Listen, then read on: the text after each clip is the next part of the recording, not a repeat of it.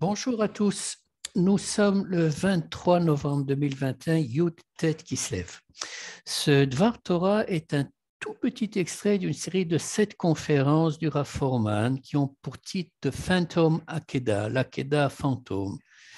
Le Rav Fohrman identifie dans le Tanakh un certain nombre de passages qui ont des liens linguistiques troublants avec l'Akedah, Kedat Yitzhak bien évidemment. L'un de ces passages est dans la deuxième alia de la paracha Vayeshev, du verset 13 jusqu'au verset 25 du chapitre 37. Nous ferons également référence au début de la paracha, et donc je vous conseille d'avoir devant vous un chumash pour les non-hébraïsants avec le français également. Maintenant, conformément à son habitude, qui est une vraiment méthode exégétique chez le Rav Fohrman, il va chercher des mots et des thèmes communs entre ces deux Akedah, puisque le titre de ce Dvar Torah, c'est Akedat Yosef, afin d'en tirer des enseignements.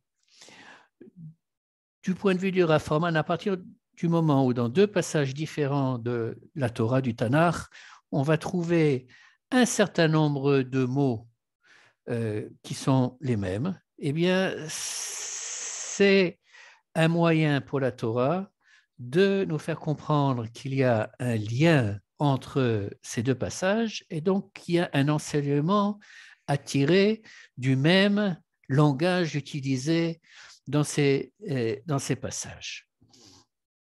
Nous allons commencer, donc je vais prendre en revue les 5 mots ou expressions qui sont communes.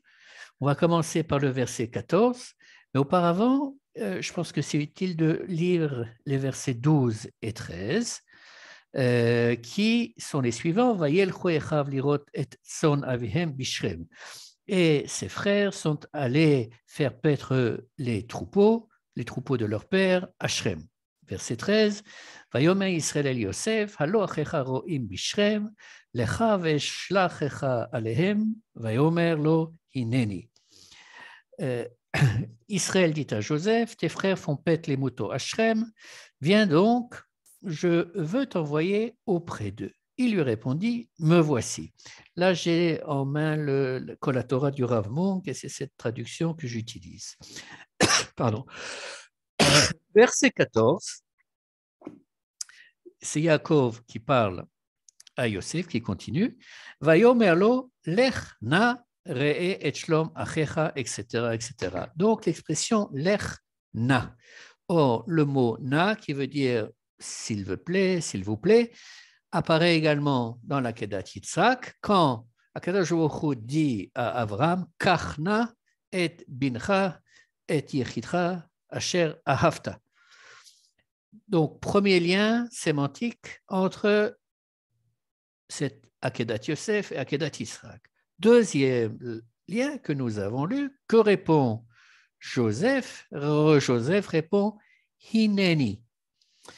De la même manière que quand Akadosh Baruch Hu apparaît à Abraham, avant même de lui donner les preuves qu'il va lui donner, Abraham répond Hineni. Ce mot Hineni a une signification profonde et c'est le deuxième lien qu'il y a entre ces deux passages. Et il fait partie de ces mots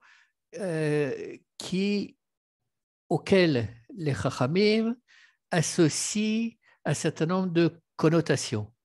Je vais parler tout de suite d'Hineni. Un de ces mots, c'est par exemple Vayehi. Quand un passage de la Torah commence par Vayehi, d'après les sages, ça veut dire que ce qui va suivre, c'est pas bon. Il va y avoir une catastrophe, il va y avoir des problèmes, il va y avoir des choses qui sont négatives. À la différence de Vehaya, où Vehaya, c'est suivi par quelque chose de positif. Sur le Hineni de la Akedah Yitzhak, bien entendu, Rashi nous dit Lachon Anavahu velachon Zerizut. Anava, c'est modestie, et Zerizut, c'est zèle, du zèle, donc à faire rapidement ce que Akadosh Baruch Hu, ou pour l'Akedah Yitzhak, ou là, avec Joseph, ce que Yaakov lui demande de faire. Mais sur le Hineni de Vayeshev, Rashi rajoute quelques mots. Enfin, je vais vous lire en entier. La Shonanava Vezrizut, Nizdarez les Mitzvot Aviv. Donc, ça, c'est parallèle vraiment, mot pour mot, à ce que Rashi écrit sur Akedat Yitzhak, sur le Hineni. Mais là, il rajoute Afalpi, Shehaya Yodea, She'echav Sonimoto. C'est-à-dire, bien que Joseph savait que ses frères le haïssaient. Il était donc conscient du danger, et c'est un danger de mort, oui. Il était conscient et malgré ça, il répond Hineni.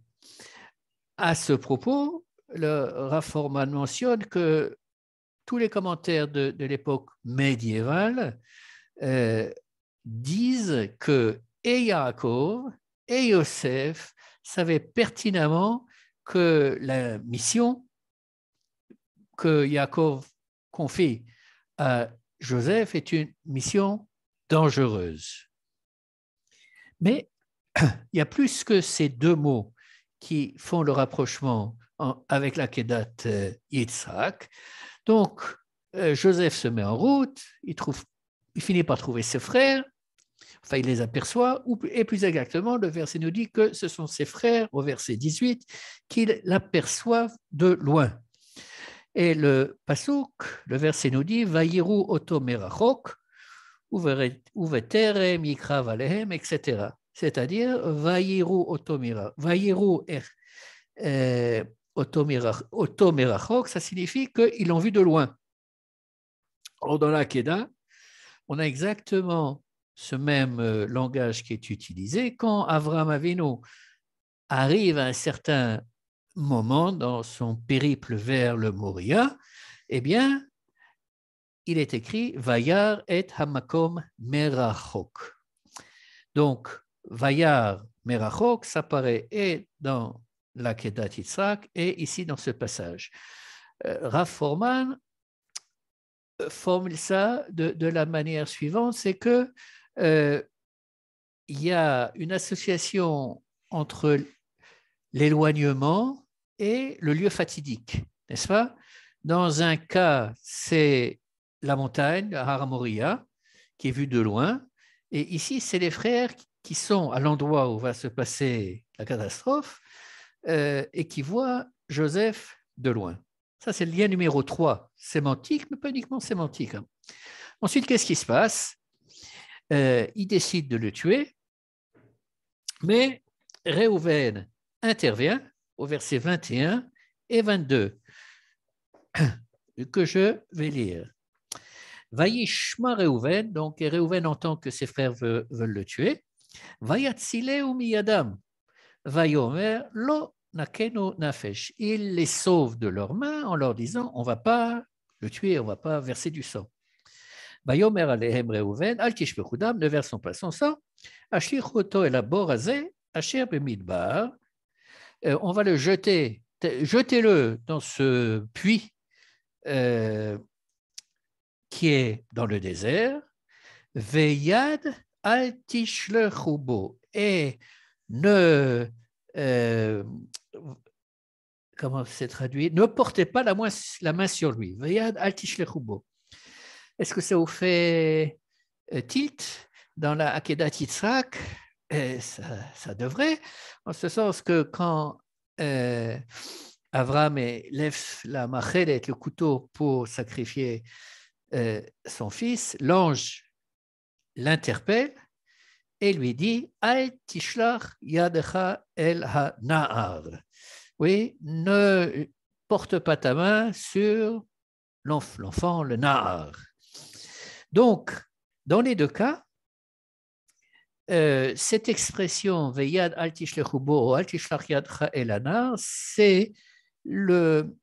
ça représente le moment où la personne qui est en danger de mort est sauvée. Oui, au dernier moment, on ne la tue pas, mais il y a autre chose qui se passe. Dans un cas, il est jeté dans un puits avec Yosef, dans l'autre cas, c'est le bélier qui va être tué. Et pour conclure les rapprochements sémantiques, le verset 25 de Vayeshev nous dit Vayeshvu lechol lechem, Vayisu enehem, Vayiru, Veine ochot yishmaelim, etc. Donc, Vayisu enehem, Vayiru, ils ont levé leurs yeux et ils ont vu. Et dans l'Akedah, une fois que l'ange a dit à Abraham de ne pas tuer Yitzhak, que fait Abraham? Vaïssa Abraham et Einav Vayar. Il lève ses yeux et il voit, qu'est-ce qu'il voit? Le bélier. Donc, le bélier, dans l'histoire de Yitzhak, c'est l'alternative, c'est ce qui va remplacer Yitzhak comme quelque chose qui va être sacrifié. Et le puits, enfin plus exactement la vente aux Ishmaélim, ça va être l'alternative qui est censée empêcher la mort de Joseph, puisque s'il était resté dans le puits, visiblement, il serait mort de faim et de soif. Donc, sur la base de ces 5 parallèles qu'on peut considérer, je pense, solides, Rav Fohrman nous dit, eh bien, de la même manière que Akedat Yitzhak, c'est un isayon, c'est une épreuve, c'est un test que Abraham doit passer, eh bien, ici, nous avons un test ou une épreuve que Yosef doit passer. Sauf que ici, ça nous semble un peu plus que surprenant. Comment Yaakov peut-il consciemment envoyer son fils préféré aller voir ses frères qui le haïssent, sachant pertinemment que ça risque de mal tourner? Dieu ne lui a rien demandé, il ne lui a pas demandé de faire, c'est pas là qu'est Yitzhak. Qu'est-ce qui se passe? Alors, Rav Fohrman nous rappelle que un des problèmes que nous avons quand nous lisons ou quand nous écoutons ces parachiotes, c'est que nous les avons entendus tellement de fois, on les connaît presque par cœur, tout au moins l'histoire, on sait ce qui va se passer. On sait si ça va bien se terminer, quels sont les différents éléments qui vont rentrer en cours, comment les choses vont se passer, quelle étape après quelle étape. Mais en fait, pour pouvoir analyser, ce n'est pas le seul rabbin qui fait cette remarque, pour pouvoir analyser correctement le Chumash, il faut essayer de faire l'effort de lire le verset, je dirais, N, comme si on ne savait pas qu'il y avait le verset N plus 1, le verset N plus 2 derrière. C'est-à-dire, qu'est-ce qui se passe à un instant T sans réfléchir à ce qui va se passer à un instant T plus 1. Alors, revenons donc en arrière et au verset 12. Au verset 12, la Torah nous dit « Vayelchu echav lirot et son avihem bishrem ». Donc, ses frères sont allés faire perdre les troupeaux à Shrem. Or, nous savons que la Torah est économe de ces mots. A priori, ça nous est totalement égal de savoir où est-ce qu'ils sont allés, qu'ils soient allés à Shrem, qu'ils soient allés, je ne sais pas moi, peu importe où faire paître les troupeaux, leur haine vis-à-vis de Joseph est telle qu'on peut facilement imaginer que quel que soit l'endroit où ils étaient, quand Yosef serait allé les rencontrer, eh bien, le même scénario se serait déroulé. Donc, pourquoi est-ce que la Torah nous précise que ça se passe à Shrem? Alors, le Rav Fohrman nous dit bien que Shrem, ce n'est pas un endroit neutre dans notre tradition. Ça commence avec Dinah, on voit avec Joseph, mais ensuite, dans l'histoire du peuple juif, c'est un endroit qui est vraiment porteur de catastrophes. Il y a des endroits comme ça, comme il y a des temps, comme Tisha B'Av, oui, comme il y a des temps dans le calendrier qui sont de nature néfaste, il y a des endroits qui ont cette caractéristique. Et il poursuit avec le verset 13, que je reprends, Vayomer Yisrael el Yosef, Halo achecha roim bishrem. Donc, Jacob dit à Joseph, Halo achecha roim bishrem. Alors là, je dois faire une petite aparté, parce que j'ai voulu vérifier la traduction française, la traduction de Onkelos et également la traduction anglaise. Et il s'avère qu'il y a une différence. Dans la traduction anglaise du rabbinat anglais et d'autres institutions juives qui s'occupent de traduire, Halo achecha roim beshrem se traduit comme est-ce que tes frères ne seraient pas en train de faire paître les troupeaux à Shrem? Donc c'est sous une forme interronégative. Alors que dans la traduction du Rav Munk, dans celle du rabbinat français et dans le Tirgum Onkelos, ça paraît différemment. Israël dit à Joseph, deux points, tes frères font paître les troupeaux à Shrem. Donc, c'est une affirmation, pas une interrogation et certainement pas une interrogation négative. Le Rav Froman se base sur la traduction anglaise en l'occurrence. Ce n'est pas fondamental dans tout le développement, mais je le signale. Il me semble, ça c'est mon avis personnel, et je ne sais pas s'il est correct, mais il me semble que vraisemblablement, le mot halo qui est employé en hébreu doit porter en lui cette possibilité d'être lu des deux manières, et de manière affirmative et de manière interrogative. Sinon, les anglo-saxons n'auraient pas traduit, enfin ça c'est mon avis, n'auraient pas traduit ce verset, cette partie de verset de cette manière-là. Or, quand on continue l'histoire, on voit que Joseph arrive à Shrem et les frères ne sont pas là-bas, n'est-ce pas? Et quelqu'un lui indique que, en fait, ils sont partis il y a quelques jours et qu'ils sont maintenant dans un lieu qui s'appelle Dothan. Encore une fois, qu'est-ce qu'on en a à faire? Mais cette précision, d'après le Rav Froman, est fondamentale, vraiment. Pourquoi? Eh bien, parce que, d'après le Rav Froman, avant que les frères aient pris les troupeaux pour aller les faire paître, ils ont dit à Yaakov, voilà, on va d'abord aller à Shrem, parce que l'herbe est bonne là-bas, et puis ensuite on ira à Dothan, et puis après, peut-être, n'est-ce pas, ils avaient prévu d'aller dans un troisième endroit, parce que c'est une coutume chez les bergers de faire paître les troupeaux, pas toujours au même endroit parce qu'ils ont tout mangé ou ils ont mangé la bonne partie et maintenant il faut qu'ils aillent dans un endroit qui est plus propice au bétail. Mais ça, Yaakov le savait. Mais Joseph, il n'y a pas de communication entre Joseph et ses frères. Ses frères, non, ne lui, lo yachlou de d'abord des shalom. Ça fait longtemps qu'ils ne sont même pas capables de lui dire bonjour. Oui, donc Joseph ne savait absolument rien sur l'itinéraire prévu de leurs frères, de ses frères, pardon. Donc, quand Yaakov pose la question à Joseph, est-ce que tes frères ne sont pas par hasard à Shrem en train de faire perdre les troupeaux?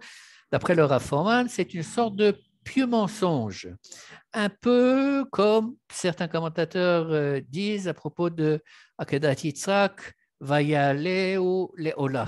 Oui, Vayale ou Léola, à propos d'Yitzhak, Abraham le comprend comme quoi il faut tuer Yitzhak, mais peut-être ça aurait pu être compris de manière différente. Donc en fait, Yaakov voulait envoyer Joseph à Shrem, sachant que les frères n'étaient plus là-bas. Donc, il n'y avait pas de risque pour Joseph. Et mais bien entendu, il ne savait pas ce qui allait se passer ensuite.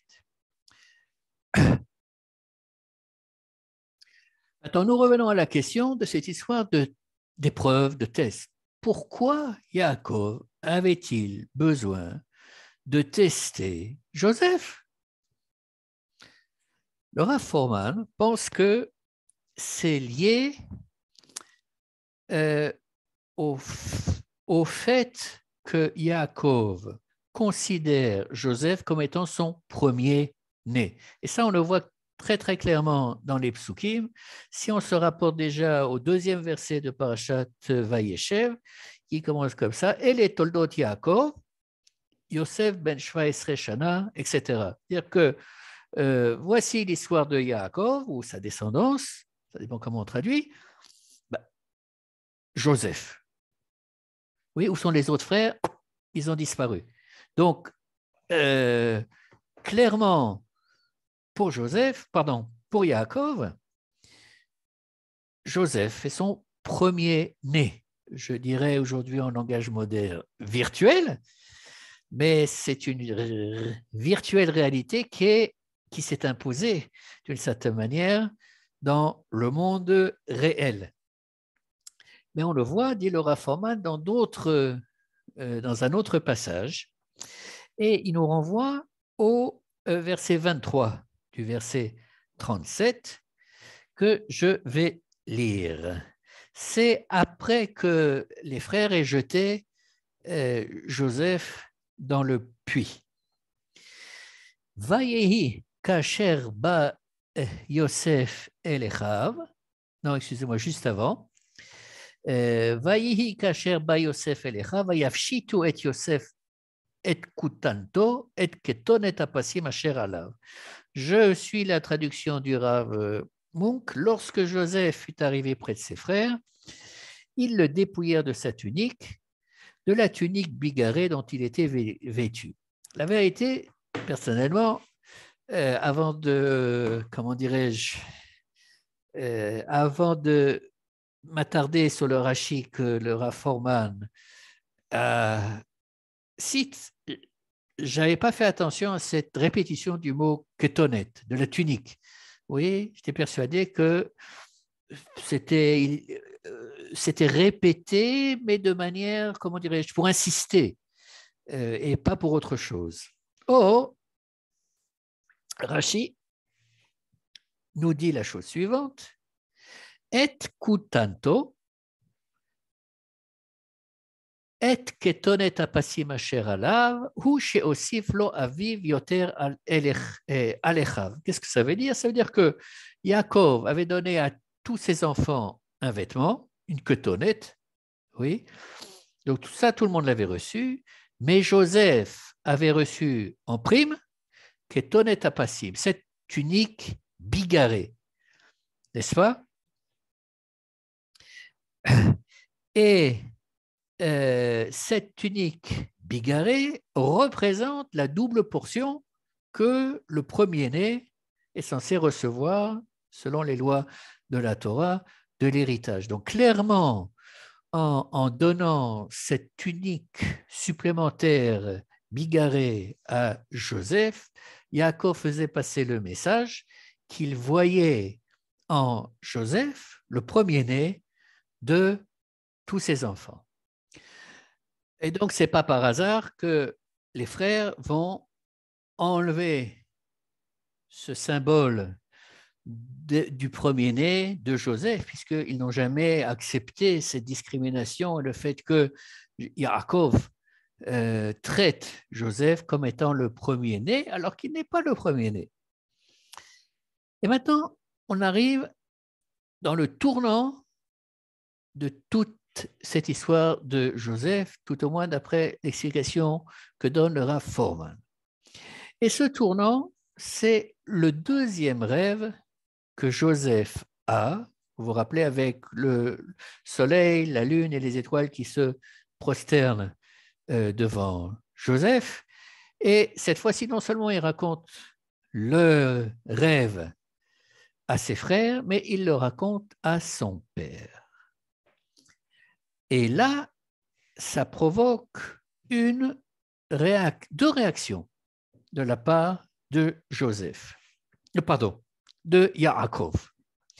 Vayigarbo aviv, nous dit le verset, c'est-à-dire que Yaakov lui a parlé durement.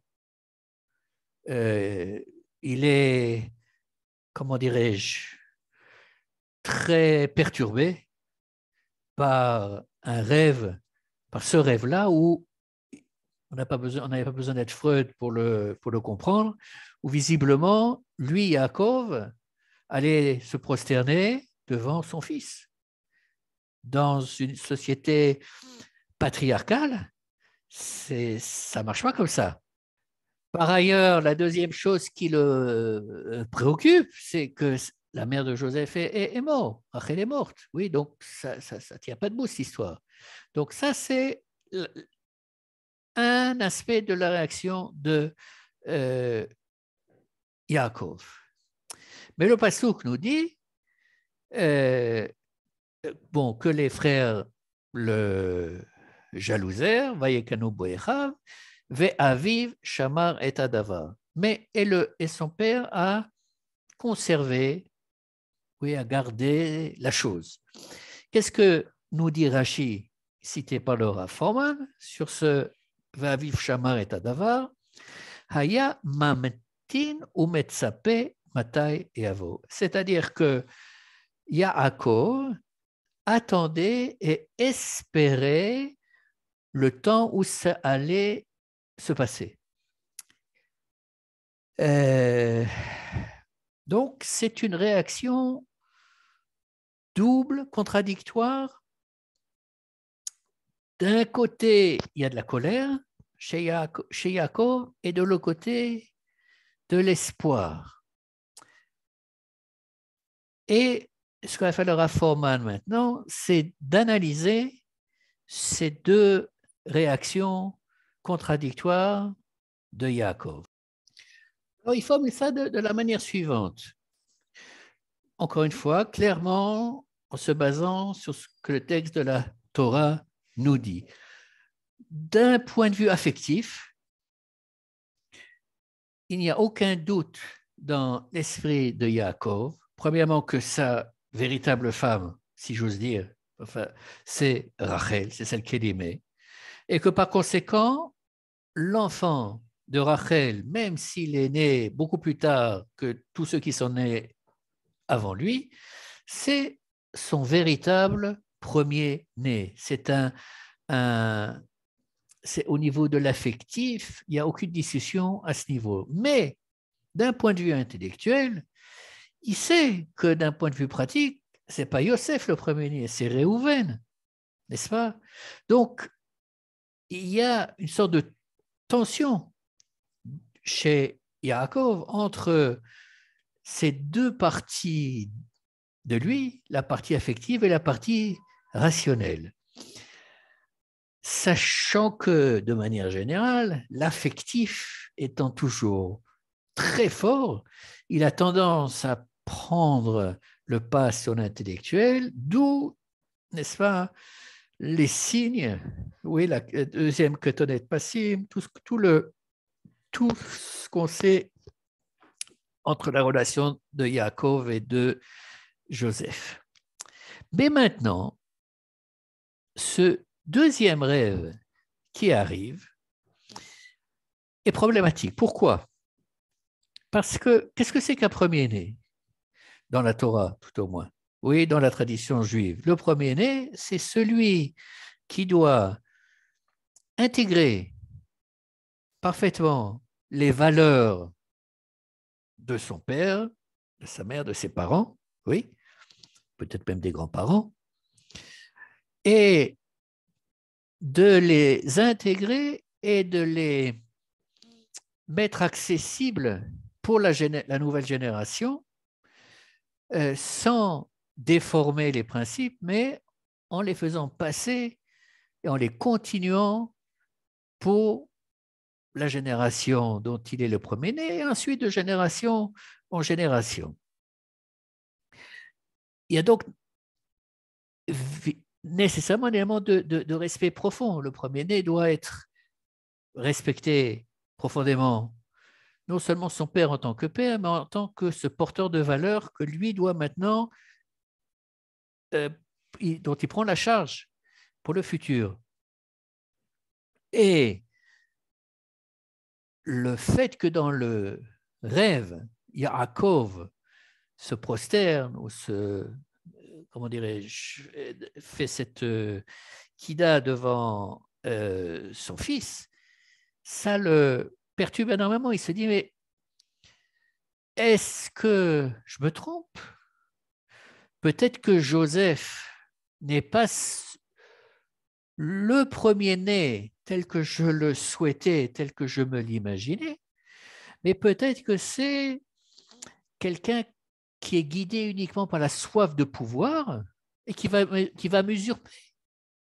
Oui, qui non seulement il va prendre la direction des frères, mais il va me reléguer. Donc, qui c'est qui est mon fils? Qui est Joseph? Est-ce que c'est celui que mon cœur me dit qu'il est ou non? Ou peut-être si effectivement dans ce deuxième rêve qui apparaît comme un rêve prophétique d'une certaine manière, il y a des éléments qui ne collent pas avec la mère qui va se prosterner. Donc peut-être que c'est signe que ce n'est pas un rêve prophétique, et simplement l'expression de mauvaises tendances, d'un ego surdimensionné de Yosef. Et pour répondre à cette question, dit le Rav Fohrman, Yaakov ne voit qu'une solution, c'est ce que le titre de ce petit Dvar Torah, Akedat Yosef. C'est-à-dire, il veut tester la loyauté, la fidélité de Joseph à son égard. Est-ce qu'il s'agit d'une fidélité illimitée ou bien c'est une loyauté, mais Joseph est d'abord loyal à lui-même, en premier lieu, et ensuite, il est loyal vis-à-vis de son père. Donc, c'est ça le nœud, le cœur du test que Yaakov, entre guillemets, organise pour Joseph. Est-ce que Joseph va être prêt à aller à Shrem, avec cet endroit, disons, maudit? Est-ce qu'il va non seulement être prêt à aller à Shrem, mais est-ce qu'il va être prêt à aller vers ses frères qui le haïssent, donc où une rencontre peut très très mal se tourner pour lui, simplement parce que je lui ai demandé, est-ce qu'il va pouvoir faire tout ce chemin, oui, sans hésiter, par loyauté vis-à-vis de moi? Et alors, moi, je lui parle de shalom vis-à-vis de ses frères, mais eux, ils ne sont même pas capables de lui parler en paix. Lechna, s'il te plaît, vas-y. Et la réponse de Joseph, qui est la réponse de Hineni, et qui va en fait aller beaucoup plus loin que ce que Yaakov lui a demandé. Il a demandé, va jusqu'à Shrem. Bon, il aurait très bien pu aller jusqu'à Shrem. Et les frères ne sont pas là. Et bon, il revient et dit, écoute, papa, désolé, ils n'étaient pas là. Et il aurait, du point de vue de Yaakov, réussi son test, parce qu'il aurait été prêt à mettre sa vie en danger, à mettre la loyauté vis-à-vis de son père au niveau ultime, oui, et il aurait passé le test. L'Ashgaha a fait que l'histoire se déroule de manière différente, comme vous le savez. Ça pourrait faire l'objet d'un autre shiur.